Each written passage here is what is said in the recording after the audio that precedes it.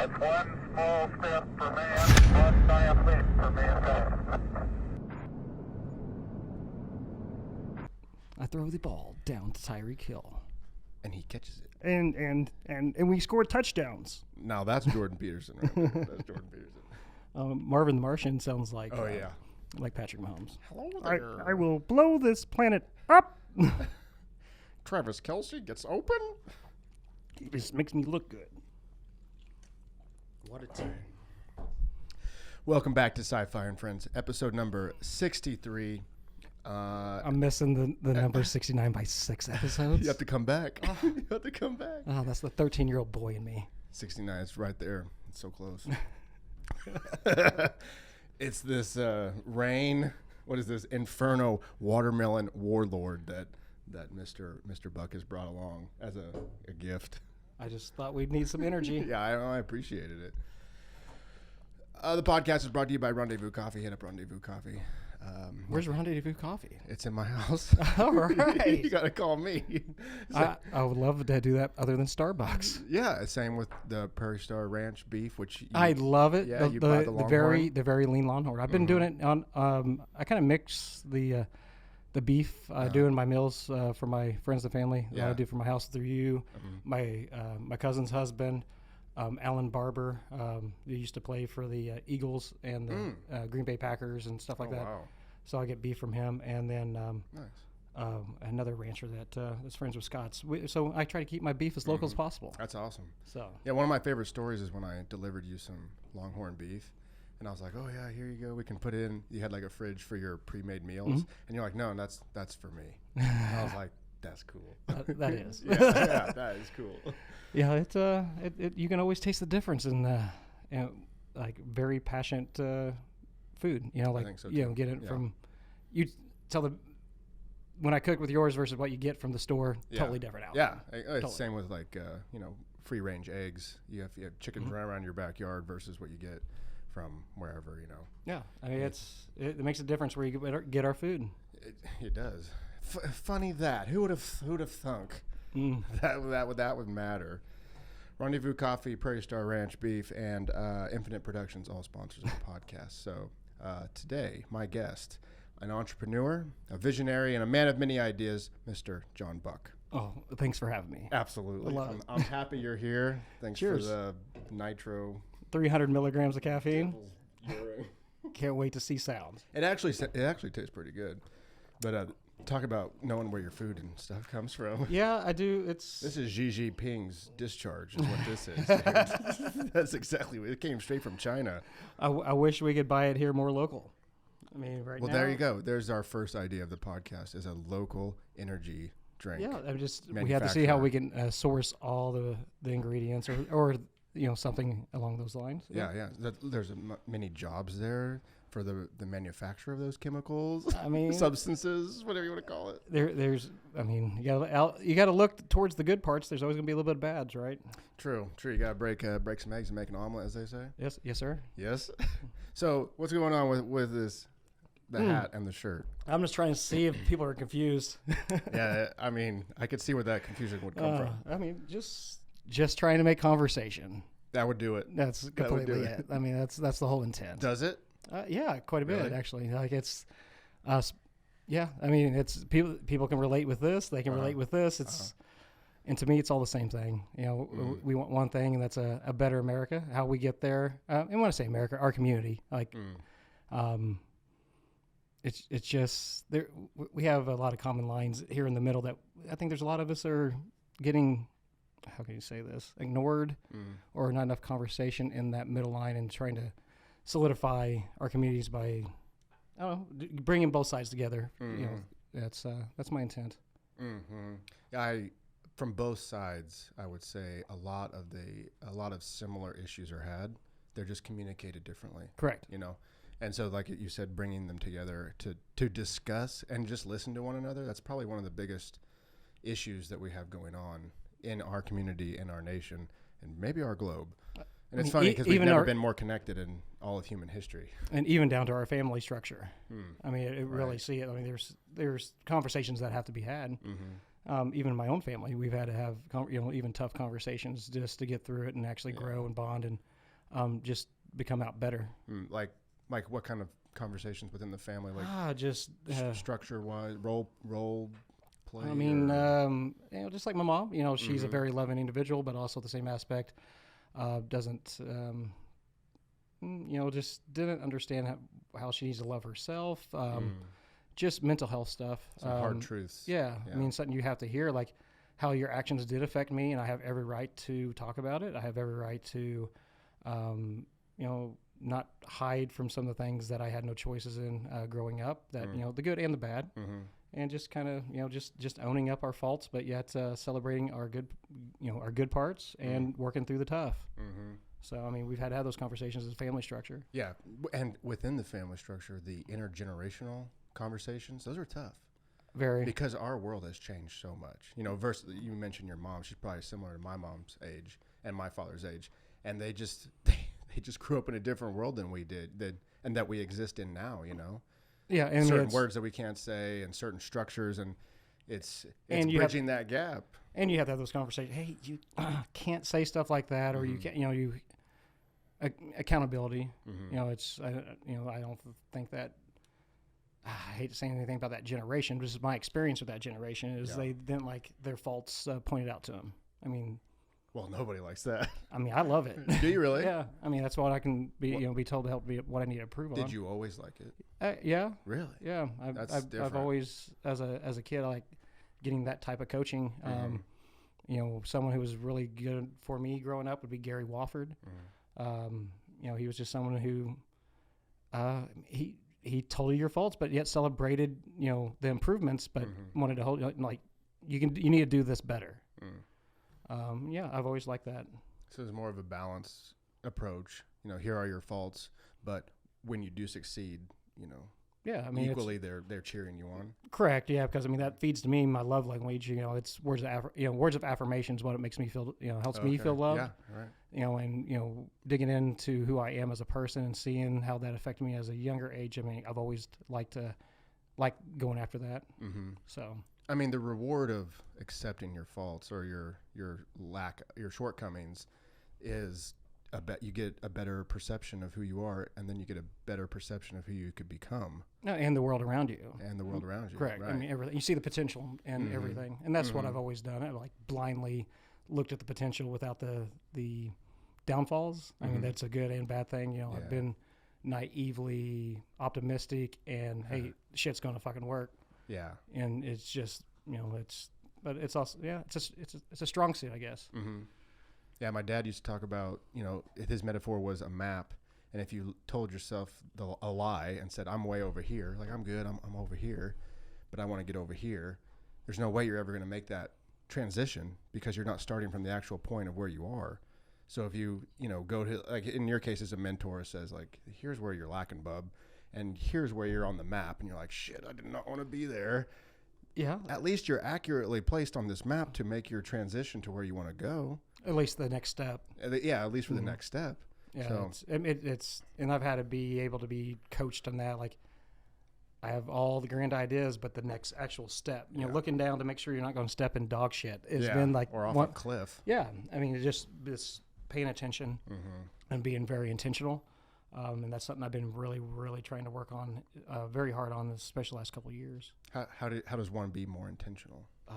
Pay more attention, to not only just you, but also what your actions does to the ones you care about around you, and just communicate. I mean that's really communication is key. Yeah, that's like the exact opposite of social media. The exact antithesis of being intentional. We're just like, share this post, comment on this post. Our heads down at the coffee shop, Yeah, it just depends on what you're using with that time to be intentional for. I've spent that time being intentional with a relationship online, or maybe that's true. Chatting with somebody who's having a tough time and they don't know who else to reach out with, and I just try to there and listen with people. I mean, I get reached out from people I don't even know. I mean, it's this. You just have to. For me, I just want to make them feel like they, have value, and there's someone who will listen, even if you only know them from a distance. So, Facebook's been a really good tool in that aspect for me. Yeah, you're active on there. Yeah, even though mine just got deleted. What? My account I had for 12 years got completely deleted. Zuckerberg took you off the map. I mean, I violated their community standards many a times. I mean, You? Oh yeah, I pushed. I mean, that one year I was in 2020, I was in 6 30-day bans. So for half a year I was off the platform. What, just from what you shared? Yeah, I just violated their terms of use, just pushing the buttons or calling someone an idiot or just being too abrasive, which that doesn't really do anything except create more division. And it's entertaining. Yeah, it is that. I mean, but fighting that urge is, it wasn't being productive. Yeah. I mean, I just got to really say, did I get some enjoyment out of it? Yes. Yeah. I would lie to you if I said I didn't. Right. You know, it was a serotonin, a dopamine dump, just like, dude. you know, it was chasing that type of feeling. But I just decided to take a different approach.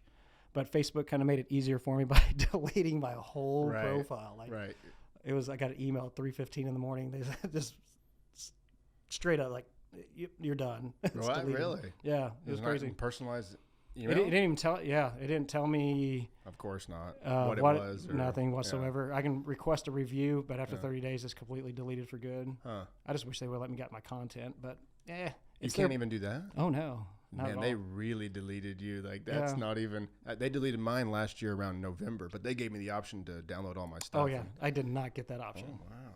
But I mean, it's their platform. They can do whatever the fuck they want. Are you gonna go back? I mean, I've already rebuilt my new profile up to, I don't know, it's like 1,400 Just Buck people. John this time, is that? No, they let me do. I just had to use my company, Jonathan Buck. my company email. I just had to change the email address. Yeah, right. So I just went off my John Thomas Buck email. Fair enough. So. Fair enough. Are you going to continue to post these nasty things that get you? Nothing but positivity, because that's what my man with me tonight, Jamal Brooks, is just off camera. He's just off camera, but he is. Yeah, I mean, that's what he preaches. I mean, it's just I'm just going to use the law of attraction the way I know how. I mean, there was definitely a learning stage, and I think we're still in it with social media when it first came out. It's only been around 10 years. We're just at the very beginning of how we're going to understand this connectivity and understanding of where we can go as a society. I mean, it's just now starting, but we just got to make sure we don't lose touch with reality.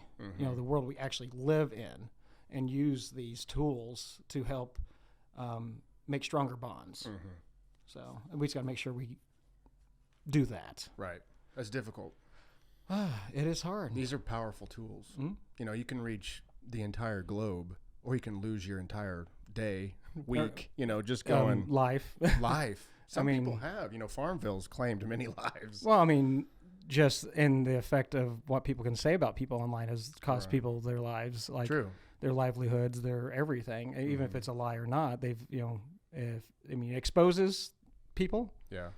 Who needs to be exposed, but also punishes people that doesn't deserve to be punished because of the facts did not align with that. So, I mean, social media can be a great tool, but can do great damage, just depending on the situation. Yeah, I mean, I've heard a lot of people argue for the neutrality of technology, and sometimes it's hard to side with that sort of idea. It's like this. It's just a tool, like social media in general, like the way that it's programmed to control you. It's a slot machine to keep you scrolling, which not saying you can't use it for, obviously you use it for positivity, and a lot of people do, but just at the base of it, it's meant to like grip you, which you got to keep that in. It's an addiction. It's an addiction just like any other drug. I mean, it's what it's doing to our brains and stimulation. I mean, it's an addiction just like cocaine or alcohol or meth or heroin. It's the same dopamine. It's the same chemical that's being dumped in your mind. So, I mean, and I have an addiction with my phone, but it's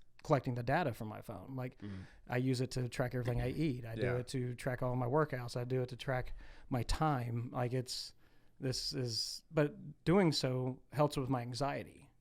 So I use it to help manage that.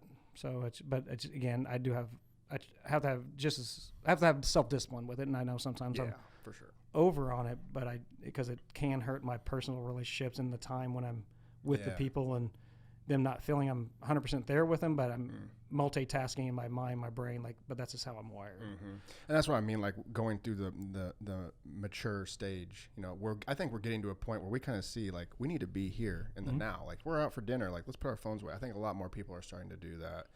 They're starting to, you know, use time for social media on their computer where it's not on their phone, or, you know, they set time aside for those certain things. And I think we're getting better. Now we have the younger generation coming up, and, you know, they got Oculus Rift on their face and stuff. I mean, yeah, it's a whole nother game. So I'm not quite they're living sure. in a whole other existence. I mean, we grew up without it, you know, like we remember.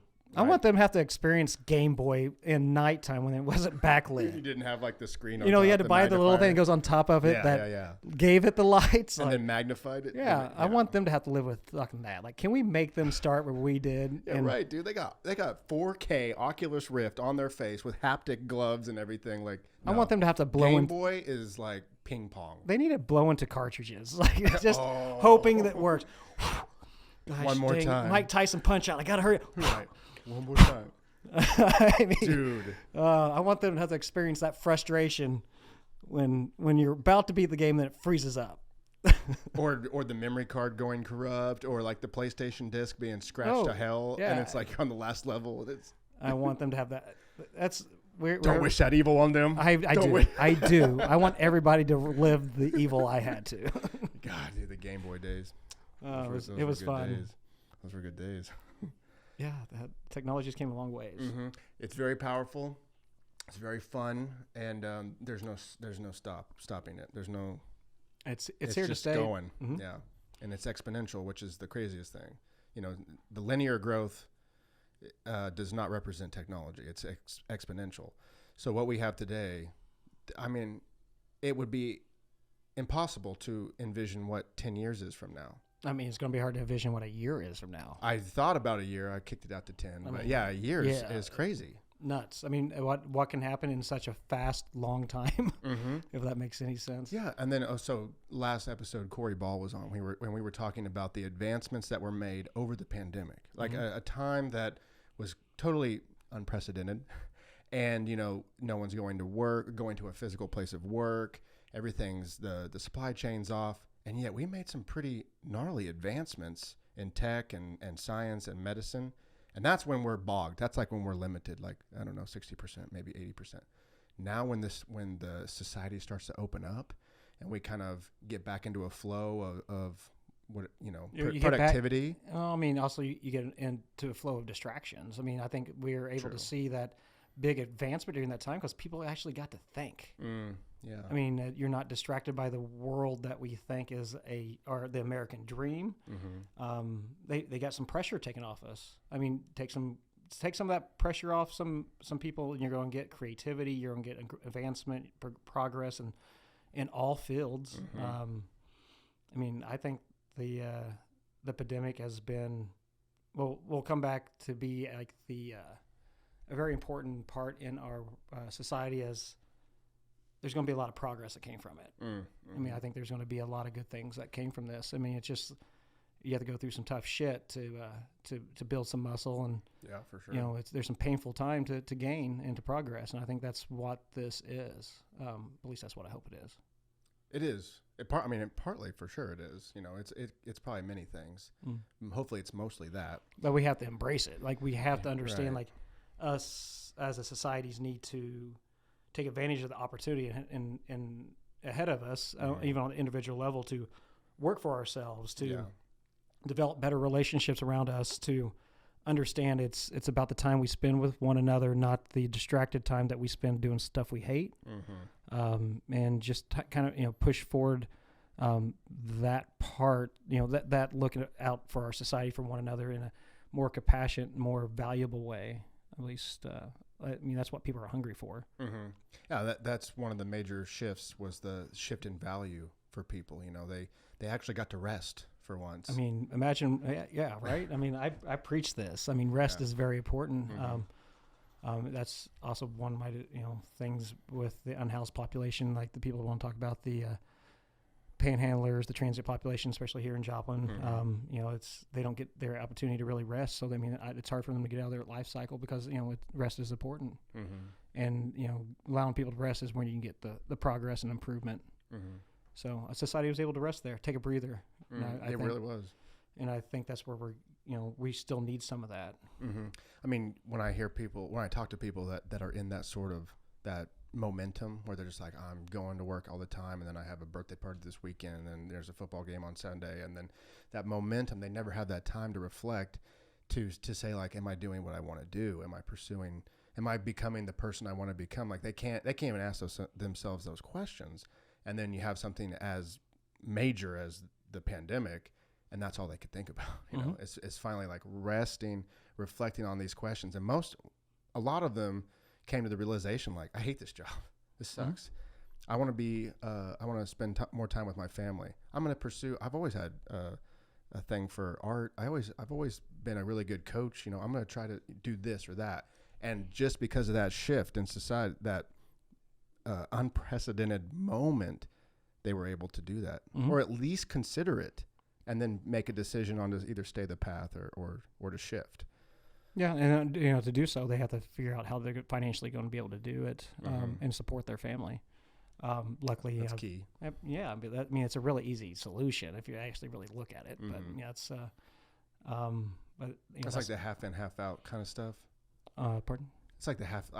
Like what you're saying about like funding your pursuit. Most, from what I would observe, most of it is like because you tilly-tally on the edge. If you just go full, if you'd go at it, and hit it every day, you'd probably be able to make it. I mean, go balls deep. Balls deep, yeah. I mean, it's for me, it's. I mean, I'm a risk taker every day because I don't know where my money's coming from. Because I mean, my life is 100% commission based. You know, because I only get paid on my value that people see that I'm in their life with, and but you know, it's rewarding, but I have no safety net. Like, there's no guarantee, but I'm okay with that risk. A lot of people aren't. It's tough. It's a tough place to be. Yeah. Did you have to learn to be okay in that? I've always been in that. Yeah. I mean, I dropped out of college and started my first business at 18 years old, and so I've always been in that mindset. I mean, ever since I was actually 10. So, what happened at 10? I mean, just... You became conscious? I mean, just looking back, I started... I mean, that's when I really started the hustle, kind of like knowing what I needed to put work in and to get what I wanted to, like playing traveling basketball. I used to help pick out the players to be on the team and then take it to my dad to form the team, like to play traveling basketball. So I would put the work in to get to take the risk even back then. And then, my first really job of making money was mowing yards at 12, getting a job washing dishes at 15. I knew I didn't want to work for anybody. And then when I dropped out of college, I just wanted to, it was a survival mode. I'm going to do what I like doing. It was servicing my friends. Like, my very first business was an import car shop selling parts for Hondas and Japanese imports before Fast and the Furious came out. Yeah. And I did it. I mean, I really wasn't into it, but I made myself be part of it because my friend group was in it. Yeah. But I sold them all the parts for their cars. Nice. And did that for about a year, and Fast and Furious came out, and then I sold the business. Nice. That's good timing. Yeah, it was so how old were you? When I sold it, when you sold it? Almost 20 years old. Nice. Wow. So sold it for $25,000. Nice. Something started with $500. Oh, very nice, very nice. Then what'd you do with the 25? Blew it. You learned. Yeah, blew it. It's okay. Just gonna be quite honest with you. Yeah. Wasn't smart. After that, then I went and worked at Planet Car-Fi and just started another business while I was there because it just saw an opportunity to provide a service for customers that were coming in that wasn't getting service there while I was working there. So I created a business with somebody else at that time to service window. It was window tinting. Oh, nice. And because we were a car audio shop that didn't do window tinting, so people were coming in asking for window tinting, and we were sending them to other places. I was like, why not just find a window tinter and put them into a warehouse place and just send them over there to a business that I owned. And I owned it, but I paid him 50% commission. Nice. So it was a 50-50 split, but I covered all the bills and the product cost. And in the overhead, and that's how I started 10FX. So that was another business I had there for about 4.5, 5 years. All this information will be on my website that I'm about to launch on my 40th birthday. Nice. But Happy early birthday. thank you. How's 40? What, are you nervous or? Man, I'm embracing it. Yeah. It's gonna. What choice do you have? None, Yeah. but I'm not. I know that's going to be the next phase of my life. That's going to be the most rewarding. So I'm kind of looking forward to it. It's going to be a fun ride, and I'm going to make it the longest ride possible for me. Nice. Because I'm turning 40 at Point Udall in St. Croix, which is the furthest eastern point in the United States. Okay. So I'll be the first one into my birthday in the United States. Nice. And then on my 49th birthday, I'll go to Guam and be on Point Udall, Nice. which they're named after brothers. It's the further eastern and farther western point of the United States. Huh. So I'll be the last one out of my 40s in the United States. So I'll be the first one and the last First one one in the out. 40s, Yeah, last one in that out. decade. That's Yeah. awesome. So- That's awesome. It's a corny thing, but I'm going to do it. It's something to look forward to, though. Yeah, You know, if anybody tries to jump in front of me on January 29th at 11:59 p.m., I'm kicking them off the cliff right. at Point Udall. Goodbye and happy birthday to me. Yeah. I can see that happening. Someone's going to try to spoil it. Yeah, right. They're gonna watch this and be like, "I'm gonna be standing right at the edge of the cliff I'm going with to a see if he's parachute." actually going to kill me. Right. I'm gonna film it. Oh. I'm just going to I'll just videotape and tell everybody how big of an asshole you are. I'm really looking forward to this. I'm gonna be following you on your birthday. But yeah, it's going to be fun. You posted a picture. I think it was on your Facebook a while back. I think it must have been maybe your late 20s, or maybe earlier 30s. I was fat. I wasn't gonna. Yeah, you were. Yeah, I mean, you weren't as in shape as you are now. You know? Yeah. And you're getting into your 40s. Yeah, I feel better now than I ever had in my life. Yeah. I mean, it's the understanding of what your body can do and what it means to the nutrition behind everything you put in your body. I mean, I've tracked everything I've ate for 1,576 days now, Wow. and you learn a lot. Yeah. So, and I know where I fault at. I know I eat too many fats. That's the reason I have I know the reason why I am right now. Yeah. So, What constituted that change? to start tracking everything. I'm wondering if your mindset was as similar as it is now back then. Oh no. Okay. I won't even be friends with myself. Okay. So yeah, exactly. So that John, how did that John, transform into this John? You find yourself in a place where you understand how somebody could commit suicide. Like, yeah, I mean, if you really want to know the truth, yeah, I mean, you find yourself in a dark place. So, I had to pull myself out of it by having a commitment to myself. So, yeah, I mean, Are those JB days? Are those like long nights and? Yeah, that was rough. Yeah. That business time was just rough. Yeah. So it was it was everything, the events going on in your life on top of who you were, what was going on, what you're doing. Yeah. An amalgamation of everything. Yeah. I mean, because I'm fighting a fight that I want to make downtown Joplin better, trying to keep staffing issues, trying to have a relationship. I mean, just everything. It's just spread so thin, and really have no plan. I'm just flying by the seat of my fucking pants because I'm just following my gut. Which in retrospect, I was successful in everything I tried because I learned from it. But also I felt trapped, because I was working a bar that was never originally my vision, my passion. I just kind of got not stuck with it, but I got stuck with it, and I just ran with it because it's financially at the time I had to, and it just, and I gave it my all. So, but it's a very dark industry. I could imagine. Yeah, there's a lot of people self-medicating. Yeah. And you find yourself becoming part of that environment, and it didn't make me happy. And then there's a lot of things that happened. I mean, I got charged with 16 tax fraud felonies over, something I didn't, I did do it wrong, but I wasn't aware of it. And, I made it right. But I learned, and just everything hitting you once. I mean, you try so hard to provide, stay alive, make sure that, I mean, the electric bill's paid. You know, there's a lot of pressure in that. So it just almost crumbled to that pressure. So I found myself in a place that I had to become committed to myself. And one of my best friends growing up had a conversation with me, and it was one of those conversations you have with somebody you don't know if you're going to stay friends after it. Oh, wow. And that's Wow. I came out of that conversation with a commitment. So, in spite. Yeah, right. In spite. But it's kind of like what we talked about earlier, pointing out your shortcomings. That was probably one that hit really. Oh yeah, deep, he pointed out every shortcoming I had, which he wasn't wrong. Right.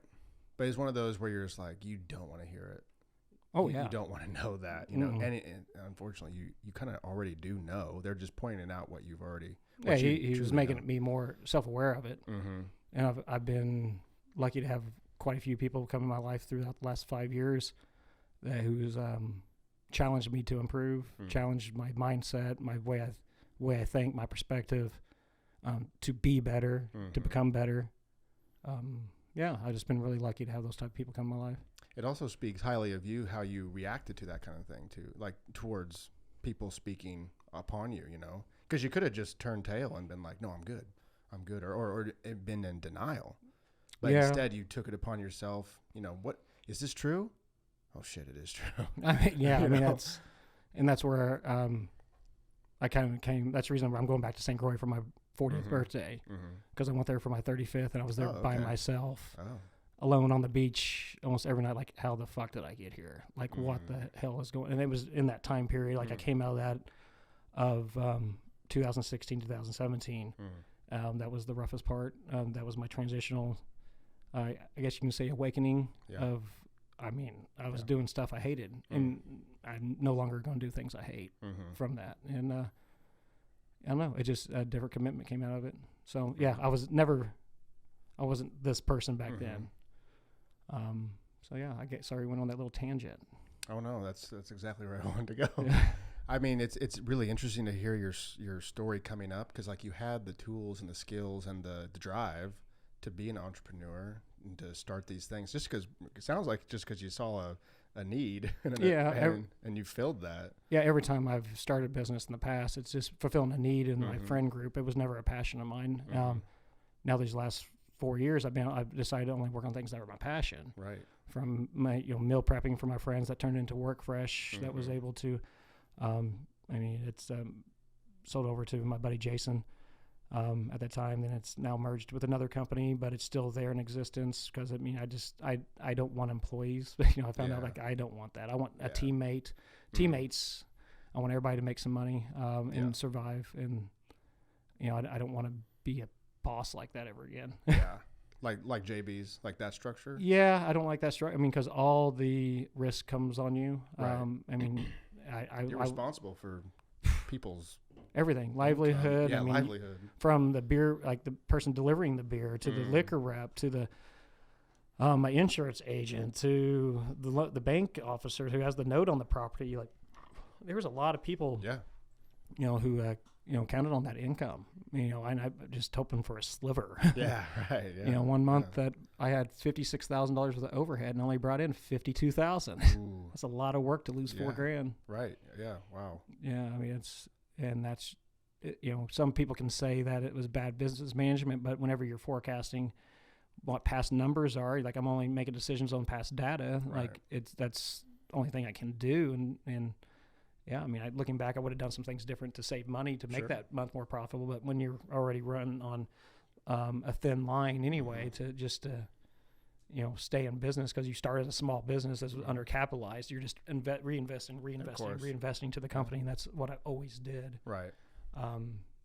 But it's not like I started with $1 million. I started JB's with $36,000. Yeah. So, and that was, when we opened up, all we had was the cash in the cash drawers. Yeehaw. Yeah. I'm in a fucking 3-year lease. Let's go. Oh yeah. And it's a lot different when you're in it versus when you're out of it, and you look back and you're like, oh, I could have done this and that. Like when you're in it, you don't see it. No, you're like, that's what I was talking about earlier with the momentum. People are just, when they're in it, they can't get out. Similar to when you went to the East Coast when you were 35, like you got out of it, out of Joplin, out of the area, and you sat on a beach, and that reflection, that silence, maybe it was silence. It was. Yeah. I mean, well, my chatter in the skull, Yeah. it was my own Sure. thoughts Yeah. with, I mean, it's just, I was able to get rid of some of the noise back here and actually reflect, like, where do I want to be? I didn't know exactly where I want to be. I just know where I didn't want to be. That's huge. Yeah. That's that, and then the silence, being able to organize the voices, as you say, like, what are you, who is this, who is talking about, no, I don't, that can go, you can stay, I think you're good, kind of sounds weird to say it out loud, but I mean that's exactly what it is, to go through like that. So you're 35, then you on the beach, you at least make a commitment to yourself. Yeah, like I wanted to.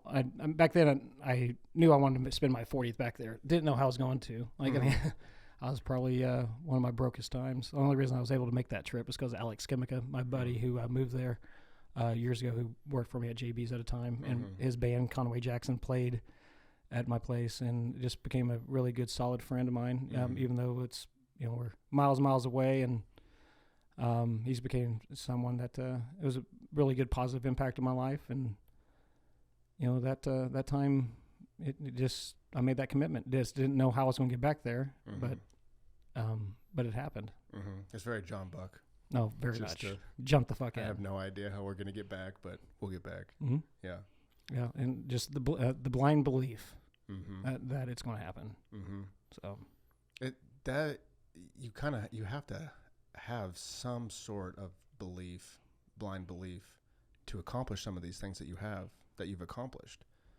You have to have that, I don't know, balls deep, just go forward with that sort of energy or the faith that I don't have everything I need, but I will I mean, get what we're going to make it work. I don't care what it's, if it's got, you have to use duct tape and a paper clip. Like right.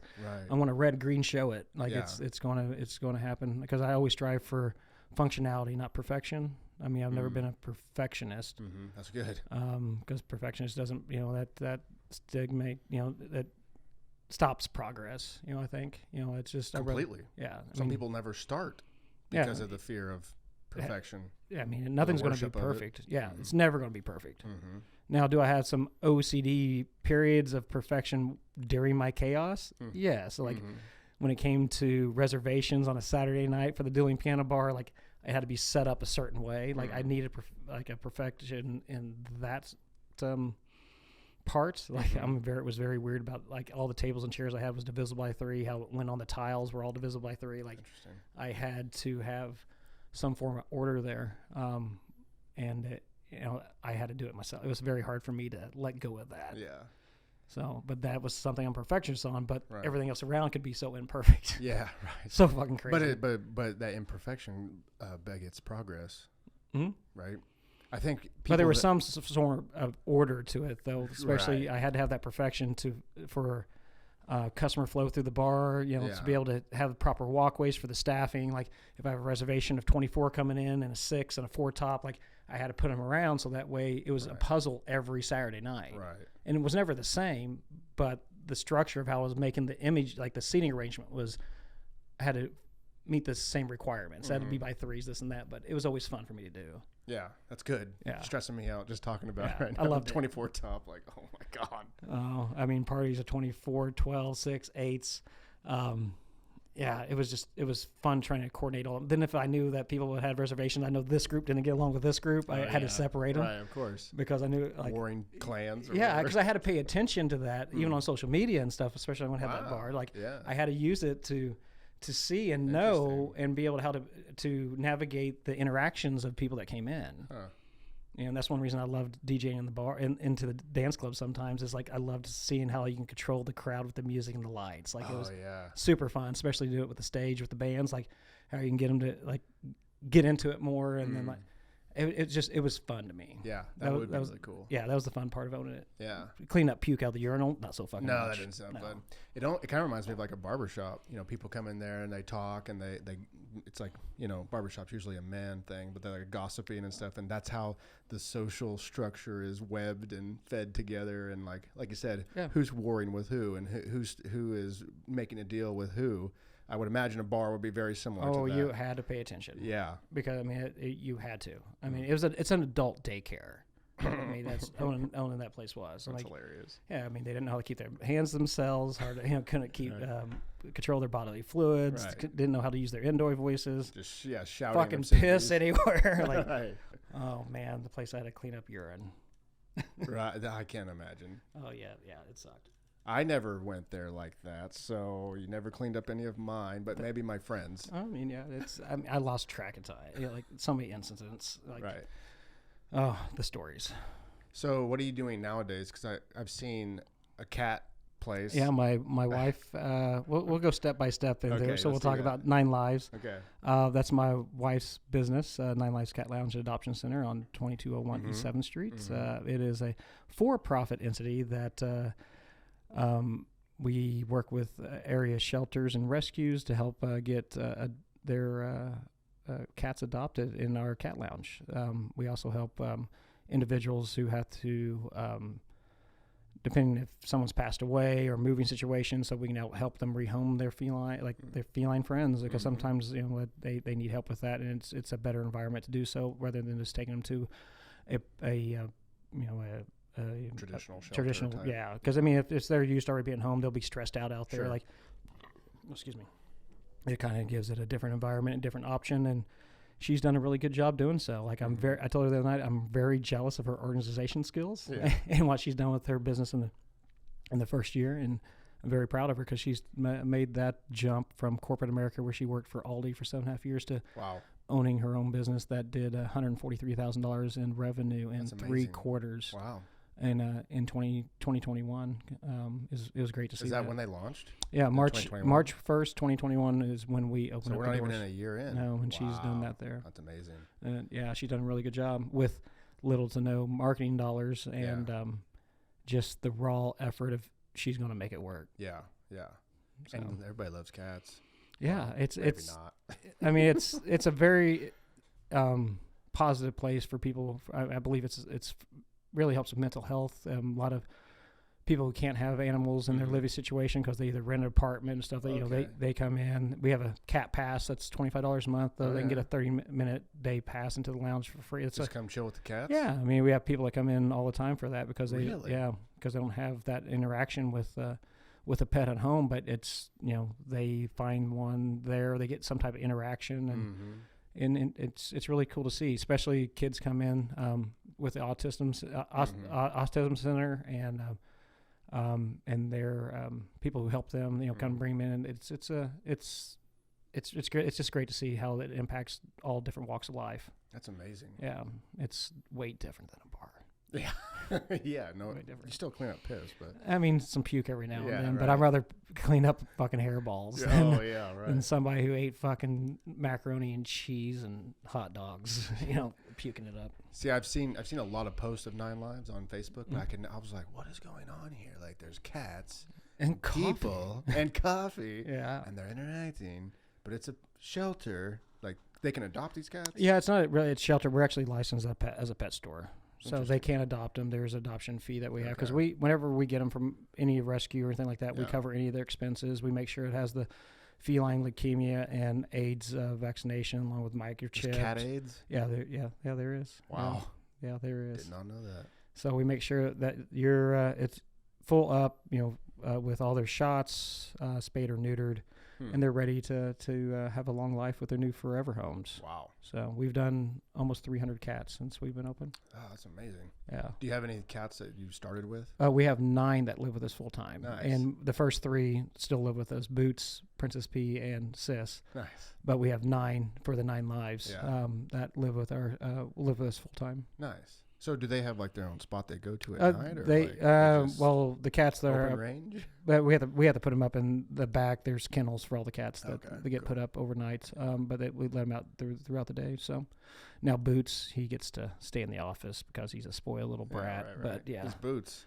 he's what he wants. yeah he owns the whole place. That's awesome. So Whose idea was that? Was that it was something my wife your wanted to do. wife's? It was one of our first places we went on a date was to Whiskers Cat Cafe in Kansas City, and Okay. I just had a really Similar cool, structure to what you guys are doing? kind of. I mean, it was just Yeah. it's a smaller type of facility, but really they do a really good job of what they do. Mhm. We just want to put our spin on it, and we have. I mean, Yeah. we're more modeled after the third cat cafe that was opened up in the United States, and that's based in San Diego, California. So Okay. we're more structured like that one. Yeah. But yeah, it's been a fun learning experience because there wasn't a manual of how to open it. But now my wife has written a manual Excellent. how to open a cat lounge and a cat cafe. So do you have? I mean, you're only a year in, but like plans of expansion. She wants to or- franchise it. Yeah, that'd be that's cool. what her plan is. Her and Really she cool. has a partner in it now that bought in to help her do so. So Mhm. it's really cool to see that where she wants to grow and have 5 different franchises Be cool. throughout the area from Yeah. Northwest Arkansas, and hopefully Springfield, Tulsa area. Yeah, I and think kinda it would do branch great off of in NWA. Yeah, I mean, I think it'd be a really, really great thing to expand down that area. But Mhm. that's one thing that's beautiful about Joplin. This is great testing grounds. Right. Right. Yeah, because it's the margin for error here is greater than some Right. other places, so you can work out all the kinks here. And Or a proof of concept here. Is, Yeah. Yeah. if you can make something work here, you can make it work anywhere. Bro, I that's mean- not true. And that's my message right now. Like, if we can save Joplin, we can save America. Oh, 100%. Like, that is it. Print So it. Cut it. Make Joplin great again. So that's another thing that you're into. Real quick before we jump ship, Mm-hmm. are you gonna? Would you expand to dogs or other species? Like would you, I wouldn't, but we like would tigers, definitely like- would like to help anybody do what they would like to Yeah. through this manual. Like, because the cats are enough. Is that what you mean? You don't- Yeah, for us, I mean, we don't. Raccoons. I mean, I would love to go to anything. Llamas, like, give me some fucking llamas. You're gonna need a little bit more land. Baby goats, give me and baby a goats. petting zoo at this point. The only thing is not hamsters or gerbils. Yeah, right. I can see it. That'll be an episode of South Park. Oh god. I think it'd be great. It's interesting that cats. I mean, I would never think of cats being like a therapy animal, but but actually, now that I think about it, yeah, of course. Like, I mean, They're soft, they're- Egyptians had them around for a yeah, reason. they worshipped them. Yeah, I mean, it's proven that they're like vibration, like it helps bring, puts our hearts in rhythm and puts What? our, yeah. I mean, just look at it. They're great therapy and emotional animals. yeah, interesting. Yeah, What I about love big cats like Tiger King stuff. I mean, I don't want to fuck with those. I don't Come I on, don't want to get dude. killed by them. No, of course not. Nobody wants to do that. If it can eat me, I'm good. Dude, I was playing with my cat the other night, and she like clawed, just clawed my hand. I'm like, imagine if this was a tiger. Oh yeah, you And wouldn't have a and hand. it's just playing, and grab my leg like that. That's my vein. That's my vein getting torn open. And Yeah. it's like I'm just playing with you. I'm just gonna appreciate it at a distance. And yeah, my cat's this big. It's like, oh my god. I Yeah. don't think I don't understand what those things are capable of. I mean, we have one that's a cat that's named Bean, and he is a strong little shit. I mean, I just imagine if he was, Yes. a Bengal tiger. I'm good. Yeah. Right. Right. If we could figure out how to keep them small, that'd be legit. Like little teacup piglets, but teacup Yeah, tiger. we can just GMO them. That's what I'd be in for that. I mean, come on. I think that'd be cool. We'll make. Can I say this? Midget tigers? I don't know. Canceled. You're done. Am I canceled now? I said midget you can't tigers. be a Joplin. What are you running for Joplin City? Joplin City Council. Yep. John Buck. Not John Thomas anymore. Buck. Not I'm at the anymore. bottom. Vote for the bottom of the ballot. Midget Tigers did you in. Dang it. So talk about that a little bit. How did that start off? Man, I've talked about it for years that I really kind of wanted to, and I always, not saying bitched about things, but I bitched about things. But I mean, if you're going to bitch about it, you got to be willing to fix it. So I got a serious question. How much power, I guess, or influence does someone on city council have? I mean, is that like a prominent position? To be real honest with you, I have no idea. Interesting. I don't have a clue. Yeah. Because I mean, they make like decisions. The mayor and stuff. No, the mayor gets elected from the council. It's one of the council members, and the Okay. council votes for mayor. But Literally had no idea. How I mean, they have to be cities work. educated on what the ordinances are that they're bringing to them. They all vote, Yeah, so it's all a okay. voting process. So Okay. how much power one actually has? I mean, you're one of 9. Okay. So I mean, majority rules. So I mean, Mhm.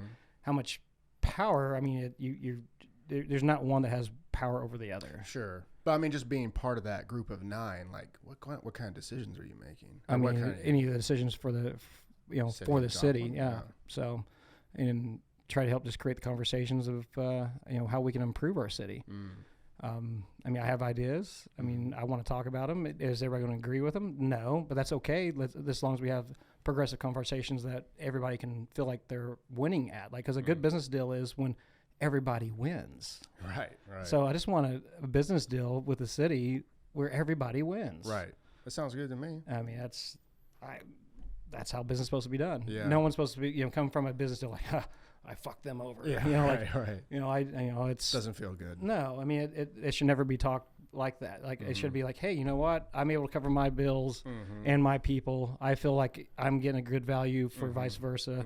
Hey, let's shake hands. Let's make it happen. Bro, I've sold stuff on Facebook Market. The best is when we both are like, this is awesome. Here's your money. Here's my GPU. This is great. And all it is have the conversation. This is what the values are. Right. Here you go. And that's being truthful in the negotiation. This is what I truly want, and that's what you truly have to give. Why don't we do this? What I love doing is telling people what I have in it, and I'll take whatever you want to give me. What value do you give me? And most times, a lot of them they're willing to give me more than what I was going to ask. Interesting. It's really I do it with food all the time. Because why do you think they do that? I don't know, to be honest with you. Like they don't want to feel like they're undervaluing you, so they go higher than what they Yeah. anticipate. I wonder if it's something from the open conversation. I mean, it's the like, connection. It's like you're being vulnerable in front of them. It's like That's part of the. it's like a trustworthy, it's like a trust thing or something. I get it all the time. Like, just pay me what you want. Yeah. And because when I do Dopamine. that, I'm willing to take that risk of not getting anything because, at least I got the conversation, the connection. And if they need to take that from me, and that's all they need right now, they don't have anything else. That's great too. Don't care. So. So when's the election? April 2nd. Oh, it's coming up. Yeah. It's coming up. Are you going to campaign? I some more? mean, we'll see. I mean, I'm sure there'll be some signs out. Some signs are good. Yeah. Are you going to go door to door? Do a little. I mean, I would You like. should do some AMAs. At least do some AMAs. What's it? You have Ask to me anything. True. Just do a live Facebook stream, really, once you get your new profile up. Yeah. I mean, I would do that. That'd be cool. Just do Or it. even in a live form. Oh, like a yeah. Yeah, that'd just be come cool. ask anything. I like that. That would be interesting Yeah. to see what people came up with. What they would. I wouldn't even know what to ask you. Why are you running? I guess that'd be the first. I mean, kind of answered that though. yeah. I mean, that'd be interesting. I'd like to see what those questions would be asked. So, I mean, are you doing anything to pursue that besides kind of what you've done thus far? Is it kind of just riding right now? Kind of. We'll Yeah. see when I get back from St. Croix when we'll really hit the ground running. It's just I have some ideas that I'm going to try to run with. As far as like to make Joplin better, just to bring awareness. Awareness. Yeah. What? Who's on the council right now? Like, is it a very select few? Keenan Cortez, Ryan Stanley, Christina Williams, Doug Lawson, Stinnett, Anthony Montalone. Who am I forgetting? Oh, Gary Shaw. Man, you have to look it up. Right. I know. Oh, Chuck Coble Impressed you. and Diana Adams. There you go. All 9. So I mean, what like? That's the current council. And they get voted on every year? No, it's every 2 years. Okay. Different ones come up for renewals or Okay. for re-election, not Various- renewals. Right, various chairs or various seats. or So right now there's 3 open seats and Okay. 2 zone seats. So there's 5 seats up Wow. for That's this big. election. Yeah, this can be a big thing for Joplin. Mm-hmm. Anybody do you know anybody else that's running? I'm aware of them. Yeah.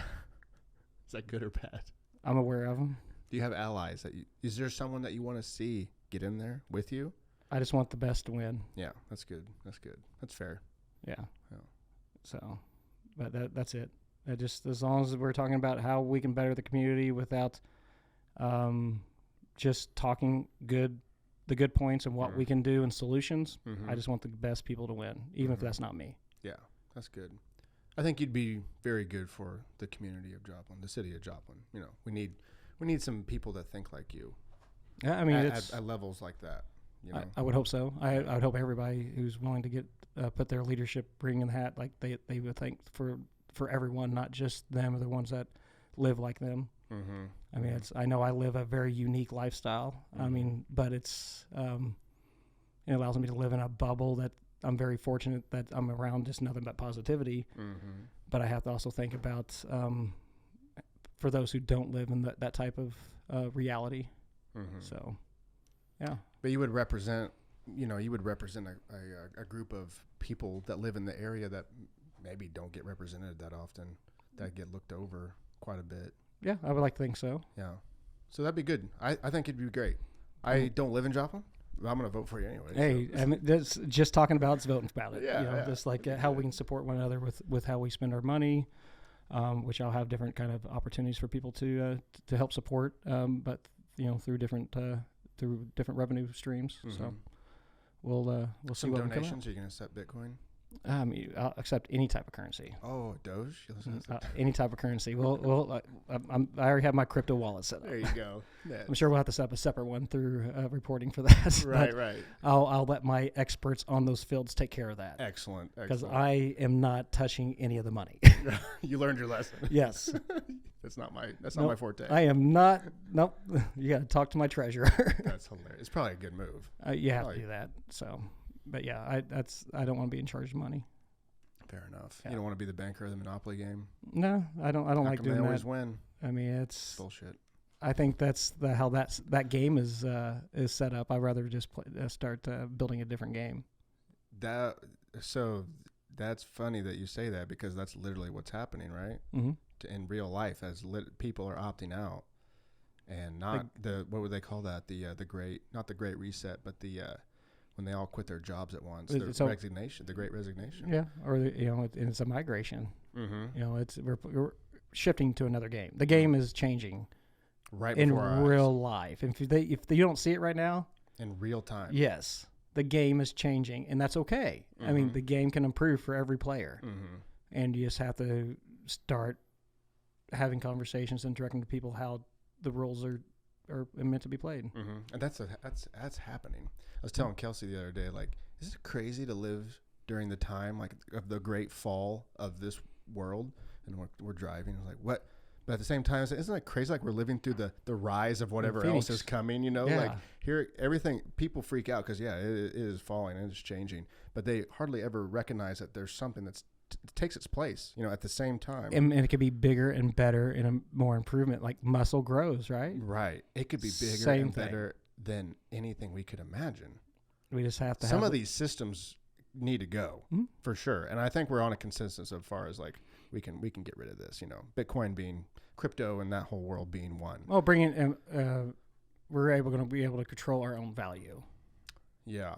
On our individual, not only control our own value, but to claim our value and say, yes, my value is time. I don't know if you've seen that TikTok, like the new rich. I have to admit something. I don't watch much TikTok. Bro. I have a TikTok just to watch links from TikTok, but I haven't got on TikTok much. It's a nasty app that has its fingers all in your personal crap. But like we talked about earlier, it's very powerful. Like who you follow, some of the motivation that I see, some of the gym stuff that I see, like, dude, there'll be times where I'm like, I don't want to go to the gym. 1, 2, 3 TikToks I'm at the gym, because there's people that are swole on there, but I've learned, I hate to admit this, but I've learned a lot from TikTok. I mean, I've seen videos on YouTube. I've learned from YouTube, so I can understand people seeing it from YouTube's a smaller. Like respectable somehow. I don't know, in my mind. I can just see it, it's, I can see how it could be valuable to other people outside. I don't understand or need that in my life, but I understand how that is a good platform for other people. Excellent platform. Yeah. There's one TikTok that just says something like, this is the new rich. Like we don't care what car you drive or where you live or what you do. We just do whatever we want. Something like that. And it's awesome because it's usually people traveling in a van on a beach or I mean, I do that every day. hiking. Exactly. I do that every day for my life. That's what I mean. That's that's the new value system that's came in, versus boomer generation or whatever. They valued stability. Yeah, large houses. It is insane to me that people think, yeah, I've worked at this job for 30 years and think it's an accomplishment. But it is though. To them it is, but Yeah. to me it isn't, and that's fine. Right. They have to understand that I'm not wired like them, and I understand that they need that structure. They need to go in and do that check-in, check-out. And if that makes them actually feel valued and happy, like my grandpa, that's all he wanted to do is go to the Midwestern Machinery, clock that clock, do his job really well and come home. He didn't do anything else, and then went fishing. And that's what made him happy. He has every right to do that. But at the same time, he would have to understand, like, I'm not wired like him, and have to accept that I am different than him. Right. And we're not all like that. Right. And that's okay. Right. Yeah, and I can't stand people saying like, oh, that's not, I would never do. Well, they did that, and that's not us or whatever. But it's like you said, they derive value from that. But it's also that time that they lived in, that was possible. Like that was a strategy that worked. I don't think that works today. Not at all. I don't think I mean, so. it's a short-term thing. Yeah, and we're just not wired like that. If you look like how mankind has evolved, I mean, that period of time that we've had that structure is very small. Very small. In the grain, the timeline of we bombed the existence. shit out of Japanese automotive industry. Like we didn't have any sort of competition, so that's maybe why the window was so short. Just saying. Yes, that's what I mean by it's just a different world. It worked in that world. It doesn't work so much today. Going to a 4 or 6 or 8 year degree for $250,000. That just my butt puckers for that. Oh, dude, I was talking to Kelsey the other day about a guy who went to an MFA program for directing in California when I lived out there, and at the time we were both barbacks, and he was telling me at the time he was $360K in as a MFA, like a movie director. And I was thinking about, I wonder what that dude's up to right now. Probably barbacking, but he was a good cat. But I mean, I remember seeing the look in his face of like, what am I gonna do?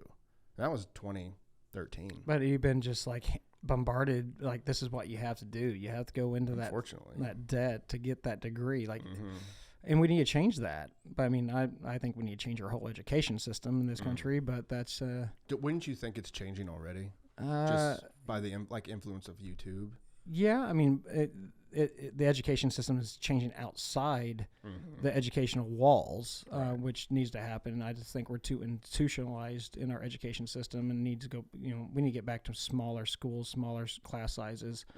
More like how we were in the 30s, 40s, 50s of the smaller schools, with the connectivity to the world. I think would be better, especially with overhead costs, teacher pay, stress.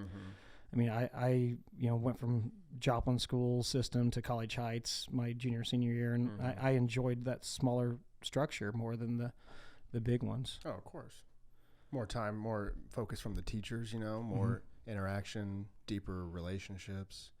Anytime I did good in a class, it was a small class. Our calculus class was really, 10 people. And I had a lot of one-on-ones with the teacher. And it was like, people are like, you're so good at math. I'm like, no, I got a direct connection to the source, dude. Yep. She helps me through all this. So, and I think we need to get back to that, and how we do so. I mean, I don't have the answer, but do I have ideas? Yes. I mean, I would love to, the cost of what we spend on students give back to the household for them to be able to pay for education that can be more competitive and cheaper, and then allow the remaining money to go to that household to be able to help pay its bills for that year, or for other child care, and help take that stress so people can work jobs that they don't hate, and hopefully be able to change how the healthcare system provides, and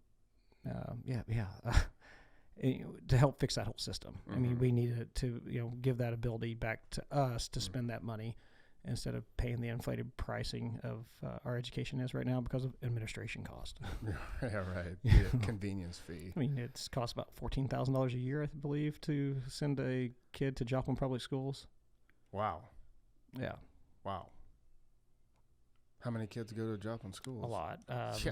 You'd have to Google it. I don't know Wow. that statistic completely off my head, but yeah, that's last I checked. That was the cost, roughly. I mean, that's not exact number, but it's in that price range. It's an interesting statistic to know. Yeah, I mean, it's just something that no one talks about. Like, by the way, you know that that's what it costs average to send somebody to go to Joplin Public Schools from all the funding that goes to Joplin to the cost. This is what it is. And see, things like that, just the transparency of how this all works, you know, versus what you're talking about, like just. I mean, we can have the transparency, but people's going to have to care that's how this works, and then care enough to change it, or, you know, hit it head on and be like, hey, well, let's look at this different. And, you know, because we're not getting the most amount of bang for our buck on either end. Like, teachers aren't getting paid worth what their value is. Sure. I mean, I would love to live in a society that teachers are making $70,000 a year and have no student loan debt. Yeah, right. Yeah. You know, I mean, I'm okay waiving student loan debt for people who went into some type of service, like teaching, stuff like that. Just, you know, wash that out. Like if someone going for a performing arts degree. I mean, that is an elective kind of degree. Like, mixed feelings that if everybody should get their, you know, college tuition, you know, out there, you know, loans waived, but there needs to be some relief there, because I know a lot of people that's paying interest on interest on interest. You know, the loan was, you know, $50,000, and then after all these years they've been paying on it, they still owe $50,000, and that's not fair. There's some scary things with the whole student loan. You know, like when the mortgage, what were they called? The swaps, the derivatives, something. I'm just dropping words that I've heard. But so that's happening now with the student loans. Correct. So my wife has not a lot, but some student loans. It's been sold to 3 different companies in the last year. That's exactly what happened with the mortgage companies. So they'd be swapping these back and forth all the time. You know, like, we're going to buy your debt. Now we're going to sell that debt to this person. That person buys the debt. It goes back and forth. So, I mean, I'm not a financial guy, you know, but at the same time, I see the similarities, and that bubble is $2 trillion, or I don't know, some ridiculous dumb number that a kindergartner wrote down on a piece of, you know, like, it's not good. No, and it's going to bust. Yeah, I think it's either going to bust, or we need to. I mean, it's just fake numbers in the first place anymore. Like, it's just such a big number. It's just such a large amount. Like, what are you talking about? But if they forgave it, that would be a huge amount of money that's being given back into our economy, being spent by the people instead of going back 100%. To that. Like, well, even now they're all on whatever. They're all on pause, deferral or whatever, and that's changed. So just the deferral has changed people's lives, as far as like allowing them to have an extra, like your friend, you know, $500-$600 a month. You know that. The experiment is happening right in front of our eyes. If you got rid of this, look at all the money that's being used to build a house, to build a family, to start a business. Yeah, exactly. I mean, this period it's been really helpful for us, and for us to realize what is important, what we should be doing, and allow people to take risk, and not, you know, people shouldn't have to lose everything if something happened, you know, with healthcare, like. There's the number one reason for bankruptcy in I mean, and we're the only country that has that. So like, if you really like industrial country like this, like, we're the only one that has that threat, and the quality that you get for it is not the best quality. I mean, I don't care what anybody says that. Yeah, we have the highest, you know, probably advanced healthcare system, but it doesn't mean it's the smartest. Well, going back to your observation on the teachers, a small classroom. Think about how doctors work. Oh, it's as many patients as we can, because they have to. Malpractice insurance is expensive. Yes, right. I mean, they have to turn those numbers, and then, you know, don't let's get started on pharmaceutical companies. You know, knowing that the doctors have to turn these numbers. I mean, they're going to try to get their product into all these doctor. I mean, it's just, I mean, pharmaceuticals is a whole other thing that we need to realize that we need to not count on all the time. I mean, there are some pharmaceuticals that we need. Like, we do need some things. But I need ibuprofen. I mean, just flight. But, you know, like heart pressure medicine, you know, like it's, or, you know, blood pressure medicine for your higher, you know, like for your heart and stuff. Like, I mean, let's talk about your relationship with food. Like, let's talk about these conversations instead of like, well, I'm going to put you on this, and you're going to eat so much sodium, or there's like actually help with that relationship. Right. I mean, at least, and that's my goal, to try to help in those regards moving forward. But we need a healthcare system that talks about that instead of just keep on treating problems instead of curing problems. Yeah, my dad was an ER doctor at Freeman, and when we would be watching like football games or something, and the pharmaceutical commercial would come on, what do they always say? On the Ask your doctor. yeah, and he would just get disgusted by that, because people would come in and be like, hey, I saw this for this thing, and he's like, first off, you shouldn't really even know that. I'm the one that knows like what you might be taking. And so basically I'm speaking on the point of the pharmaceuticals being a big advertisement agency, Oh, that's it. When you go in, make sure you ask for this name brand Yeah, stuff, like Humira for Crohn's disease. Yeah. That's an expensive drug. Exactly, yeah. But also, I got diagnosed with Crohn's when I was 23. So, I mean, the medication I took for it was Asacol, which was, they changed it just enough every 6 months so that they don't have a generic for it. Right, yeah. So they're able to keep a higher price up there for it. But luckily enough, I was able to change my lifestyle and do some medication through the cannabis. I've been able to be off that medication now for 4 years. Wow. So actually going on 5. Wow, that's amazing. Yeah. What about the cannabis helps with the Crohn's? It helps with my inflammation. So Okay. it helps Keeps with it low. Yeah. Nice. So if anytime I feel tightness in my lower GI tract, or I feel any problems with like any type of ulcers, I just have to partake, and it helps with that. That's awesome. So There's a lot of benefits. Yeah, completely. I mean, it whereas the medicine I did take for it, I mean, it made me hold water, feel bloated. It's just the side effects Right. of what this does. Oh, I mean, fuck this. All right. I just had to do some more education of what I need to do with food. At that, when I did the switch, I started eating a low lectin diet, which is a lectin is a protein that is found in like whole grains and certain types of vegetables and stuff like, and it's at the molecular level, it kind of tears your intestinal linings. Wow. So I cut that type of food items out, and it helped because I had a 65% ulcer coverage in my lower GI when I got diagnosed with it when I was 23. So I mean, I had a really good chance of developing colon cancer. So Lung cancer? Colon. Oh yeah. Colon I was cancer. like, well, how do you do that? So I mean, it's I was in a time of being really unhealthy when I was 34, 35 because of stress through Of course. of everything, drinking, a very unhealthy relationship with food, healthy and unhealthy relationships all around me, actually, not just with food, and just made a 180. So and that kind of really helped in all regards of my life. Yeah, I like to think that when you make one change, it affects everything in Yeah, your life. the spiral up effect is just as good as the spiral down effect. Exactly. It depends on which way the momentum is directed. But, I find myself, if I can keep a discipline and say going to the gym, I'm going to take my cold shower, probably, more likely, And if I go to the gym, if I keep my discipline at the gym, I'm probably going to keep my diet pretty good. But I break one of those, say I skip a gym day, why do I need a cold shower? Right. And see this start spiraling down, Yeah, So- I mean, I always try to make a good decision. Like that's why I track my food, because every time I make a decision, I'm going to be really aware of what I'm doing. I'm going to be aware if I'm making a good decision or not, or I'm going to be able to be aware that I can make I can make a bad decision here because I know I'm going to make a good decision in the next 3 decisions to make up for this bad one.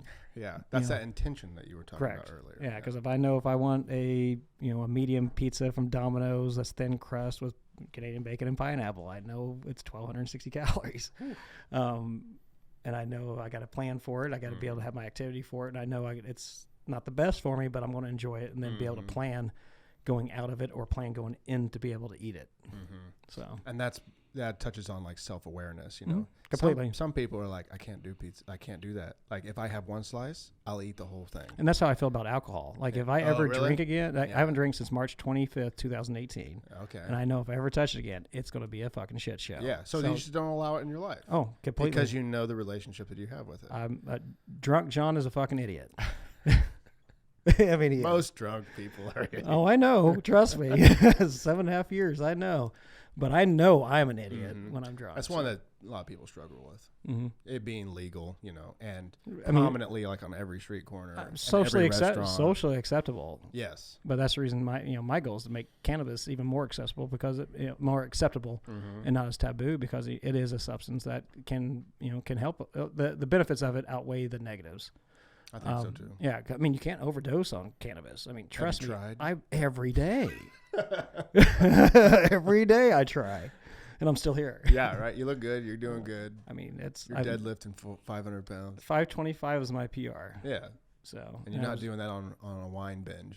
No, not at all. Maybe a carb binge, a bunch of carbs. Yeah, there you go. But 525 on a trap bar at 178 pounds. 178.4 was my record. Nice. So a couple of those social videos that you had posted on their dead list, they got me off the couch. Oh, well, I'm glad to know that. Like, okay, damn it. If John's doing it, I got to go. Yeah, when I did that PR, I believe I was in jeans. I believe because I forgot my shorts. And so Scott has, our gym's called No Excuses. Nice. So it doesn't matter if you show up, you're working out, there's no excuse. Yeah. So I just like the energy afterwards. Like you set the bar down and you were just like, like you didn't go crazy. You just kind of like took it in like, oh shit, I just did that. Yeah, it was an unreal feeling. Yeah. Like, I saw white spots. Like I was trying not to fucking pass out. We're trying to get your oxygen. But it was something I never ever thought I would ever. If you would ask me even 3 years ago, you think, no, you're crazy. Mm-hmm. But also I've been having that conversation about my walking too lately, like because I've been for 134 days straight. I did 20,000 steps a day, and boy, that is tough. Oh man, mentally, yes. Yeah, that's more. You don't want to.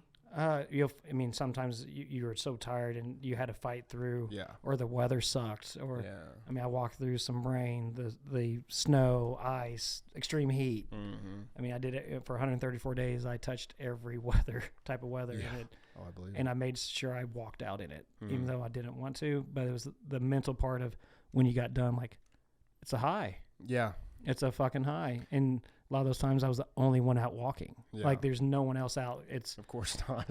But it's a high knowing that I'm willing to walk when others won't. Yeah. So it's something about the consistency. Yeah, it's a rhythm. Mm-hmm. And again, I have an addictive personality on some things, and it is kind of some certain form of it is an addiction. Mm-hmm. But is it addiction have to be a bad thing? I mean, I don't know. I don't think so. But now I'm walking minimum 10,000 steps a day still. Yeah. Because my goal was to average 20,000 steps a day over 6 years. Mm-hmm. Well, I'm 4 months ahead. Mm-hmm. So nice. I can go down to 10,000 steps for a while. I need to, just for my body to heal. Yeah. Because, I was having for the weather to warm up just a get bit. through. Like I still got to walk, 4,200 steps a night here just a little bit. That's the reason I got to. Dang, dude. You got to go up and down Main a few times. It's just, I get from my house, I got to walk to the 20th Street Viaduct and back. There you go. So not bad. It takes listen to a podcast or think to yourself, or it depends on what I have to do at that time. Yeah. Respond back to emails, have phone conversations. What I do, and I can look at my phone.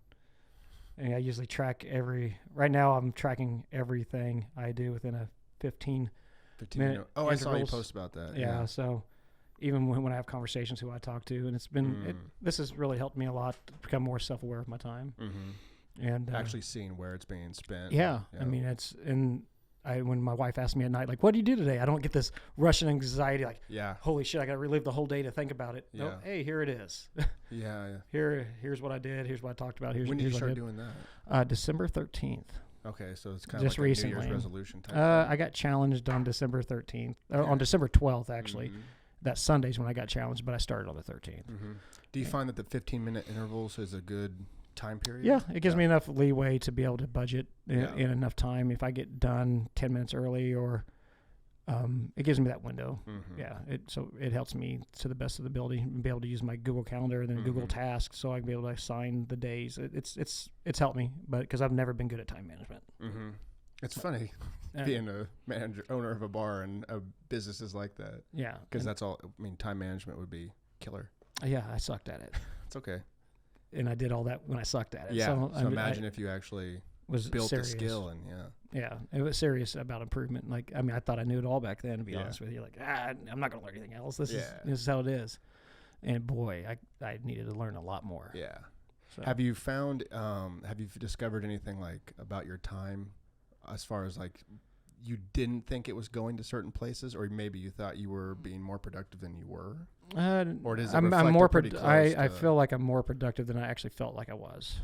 I felt like I was just wasting a lot of time, or I felt like, so it's like confirming your productivity. yeah. So then maybe that helps you rest. Yeah, I can breathe right here. I can schedule my my reset time. Mm-hmm. I can, and then I can hold myself accountable to that, and then knowing, well, that's what I have in my budget today. I need to move on, and it's helping me. That's awesome. I would feel like not many people would find that out. Like, oh, I'm being more productive than I thought. Usually, it's like, oh, I watched Netflix for 3 hours today. Oh yeah, yeah, but you budget for that, Yeah, but I budget that with my time. Like, if something that my wife wants to do, like, I'll sit there and I'll spend that time with her, and so it's a double-edged. I'm killing two birds with one stone. I mean, I can't wait to watch Ozark, which I think that dropped today. Brock was talking about. Yeah, new season of Ozark. Something like that. I like Manifest. That was a good series, but I only try to watch one series at a time with her, like, and only no more than like 2 episodes in an evening. I don't want to just binge. Yeah. I don't have enough time for that. Yeah. But I have the time to spend with her. Right. But if she does ask me for, hey, if you want to sit on this, if she needs me to sit on the couch for 6 hours with her to reset for her, and she needs my company, like, she's going to come first. But it's about spending time with her, not watching the TV. Right. But it was TV watching's a byproduct. Correct. Yeah. And you guys are married? Yeah. Nice. Yeah, we got married on August 8/9/2020. 2020. So it's still newlyweds. Yeah. She's put up my ass. Well, I still don't understand how she loves me, but she does. That's cool. I'm an idiot.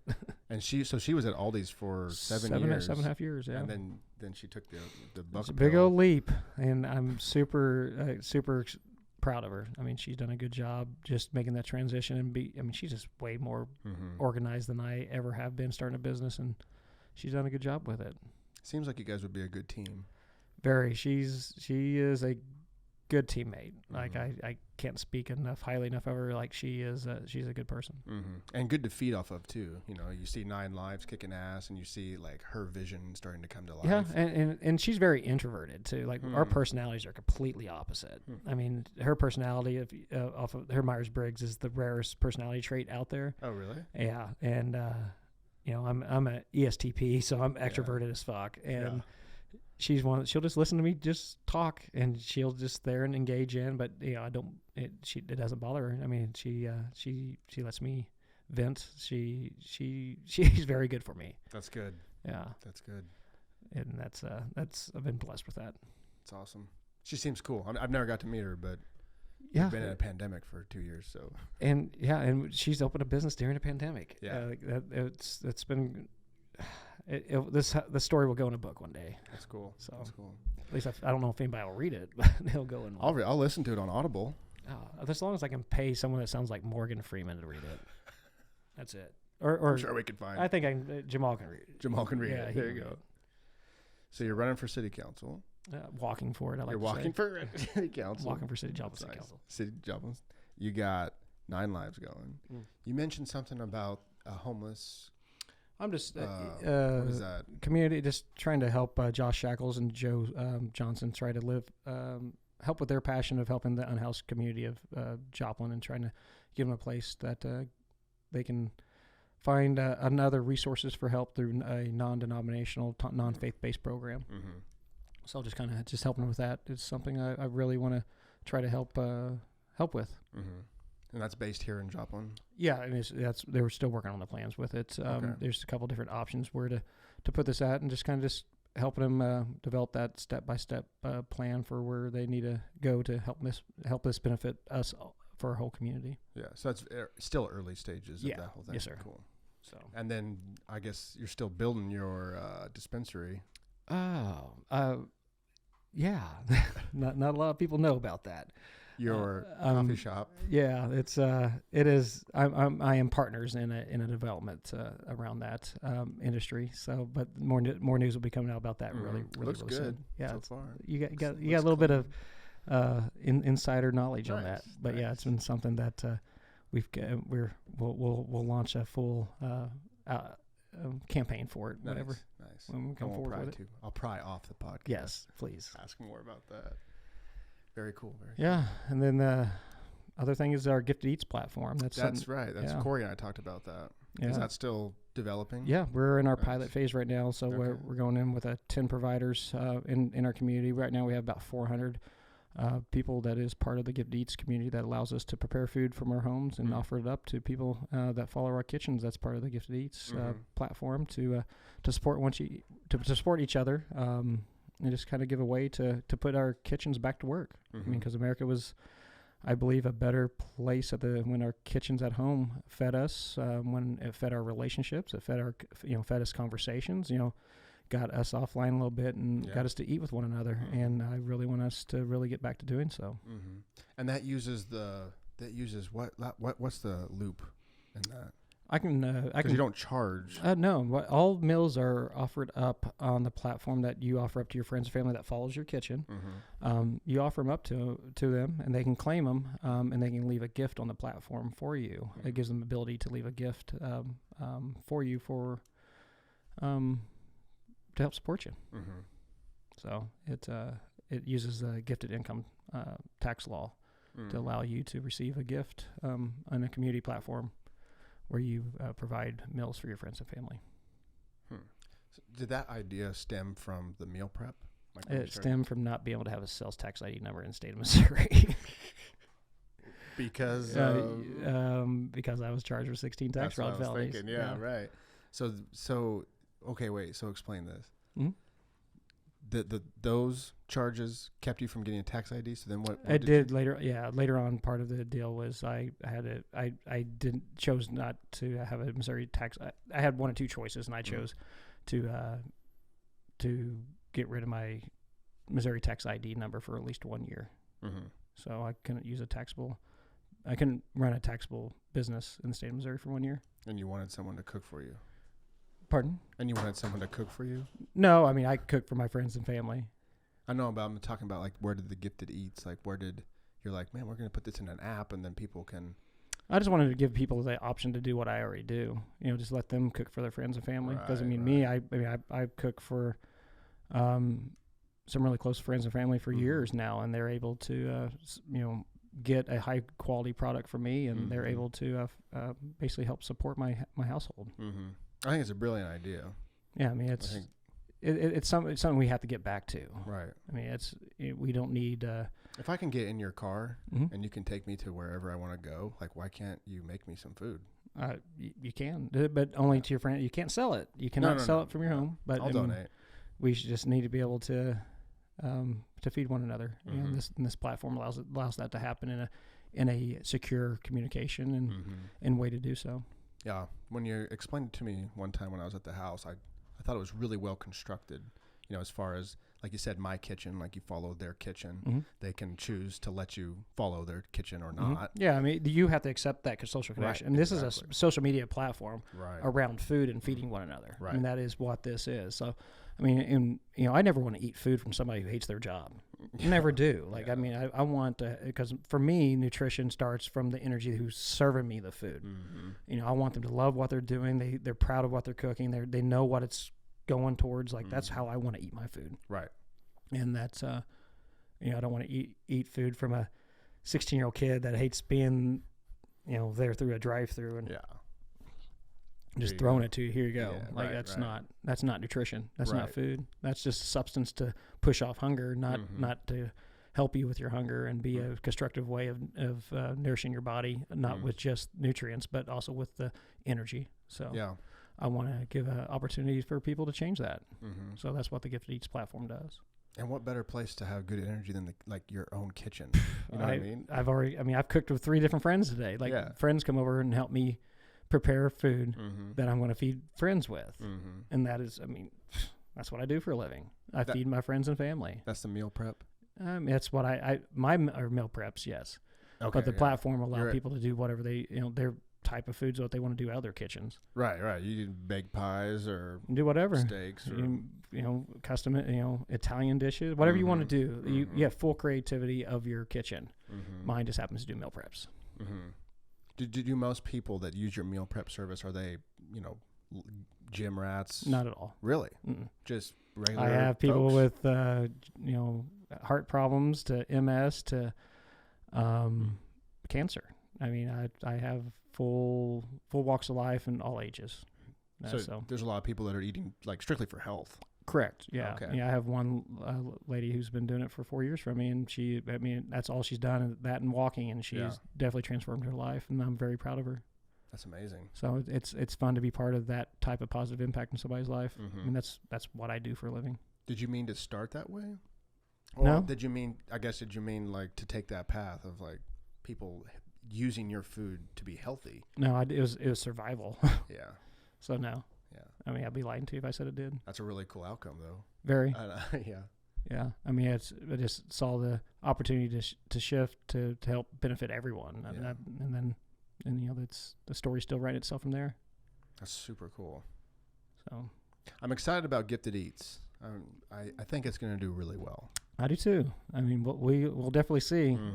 There's no options up. We'll see how far we can take it. Do you have a timeline for you're like in a beta test right now? Yeah, we're in it's a pilot is what Pilot we're calling test, it. So yeah, we're trying to get on 10 providers and getting them their kitchens all working out, testing the platform a little bit more throughout, on the next level of traffic to see where the rest of any bugs are at and stuff before we do a full rollout and opportunity to be able to roll it out to anywhere, here in the United States.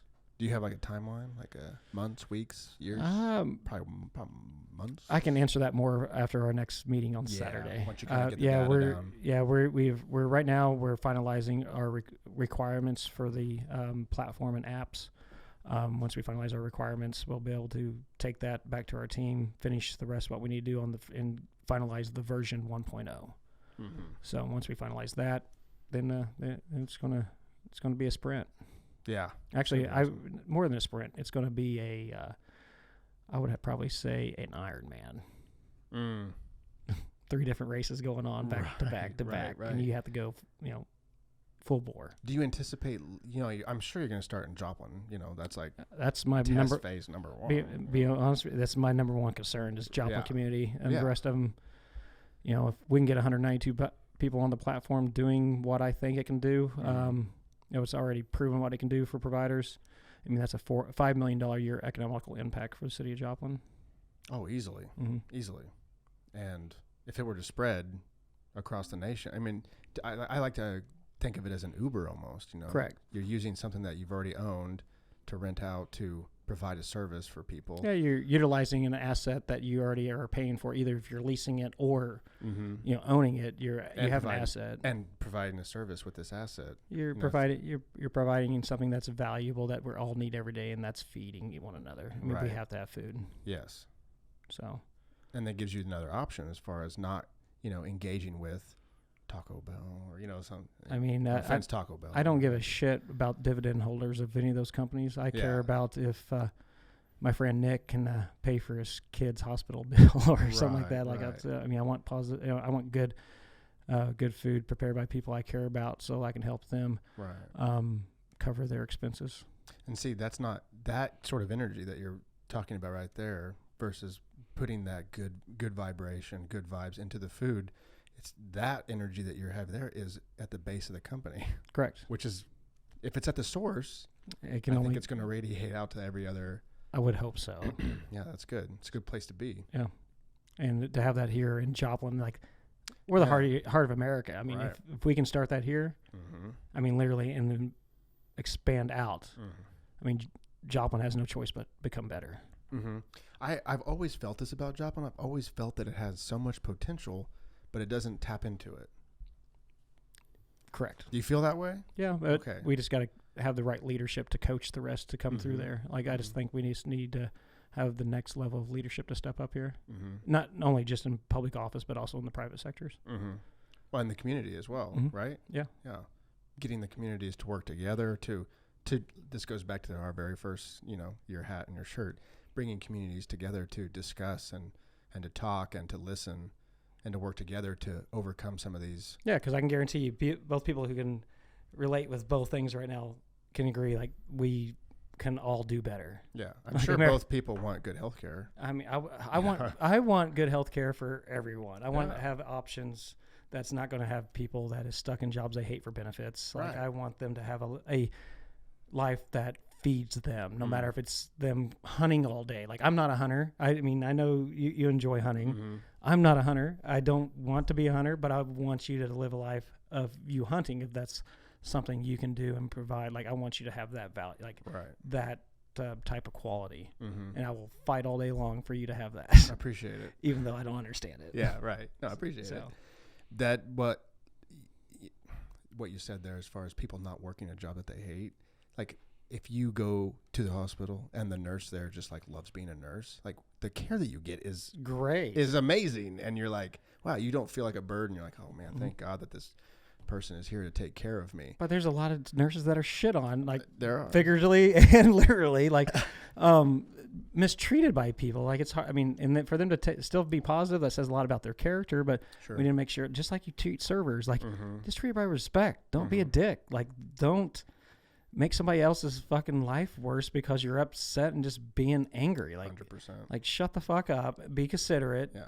and just care. Like, it's not that hard. Yeah. I always think, like, I go to Walmart or whatever, and like the cashier's there, I'm like, at least he's here. Like, I'm not, he's doing it for me. Mm-hmm. Like, if he wasn't here, then I'd have to do it, or, so thank God that you're here doing this thing that I don't want to do. I did it at your age, some of them, but it's just, I don't want to be that server. I was that server forever. So now that you're in that position, I remember being there, like, you'll be fine, you'll make it out, but I'm not going to be a dick towards them. No, I always try to interact. Like, if they wearing a name 100%. tag, if you look at their eye, like, you just know if you need to positively impact, like, engage with somebody. Mm-hmm. It's just, you just be aware and be nice. I find it fascinating how much just eye contact changes people. Yeah. A little like, I'm buying coffee or whatever, and you just catch their eye, like, how's it going? Yeah, I And mean, it's just like a whoa. well, it's like whenever I, A human. walking on all my journeys of those 134 days, when I pass somebody, I would, always say hey, always say hi, like, and acknowledge them. I mean, maybe that's the only time they got, a positive engagement that day. I mean, Right. you can tell if someone is homeless or not, but you still engage with them. I mean, just still, hey, how you doing? Just having that interaction. I mean, it's okay to have that. Yeah. And it's such a small investment Yeah, of I mean, energy. It's nothing will be but positive. Yeah. So, Yeah. man, I'm gonna have to You're wrap getting up. blown up. Yeah, Your phone's I'm going about to go to my wild. next one. Yeah, You got another podcast after this? No, I got to finish Mills. I leave yeah. on Wednesday, and I have to get people taken care of before I go. That's true. So, Well, happy early birthday. Man, Thank you for appreciate coming on it. the podcast. man, I would love to do this again in a little bit longer. anytime, dude. I really do love it. I really Anytime. do appreciate the time spent with you. Absolutely. I enjoyed our conversation. I know you got a lot going on, and I find you very fascinating, and I love the energy. I love our interaction because, I don't know, I absorb a lot of that motivation and balls deep energy. So, Right. Yeah, I like it. I apologize for not being very PC. We need more of it, honestly. I mean, you just got to be Look truthful. at the shirt and hat, like, represent. I don't. Which part do you hate the word most? right.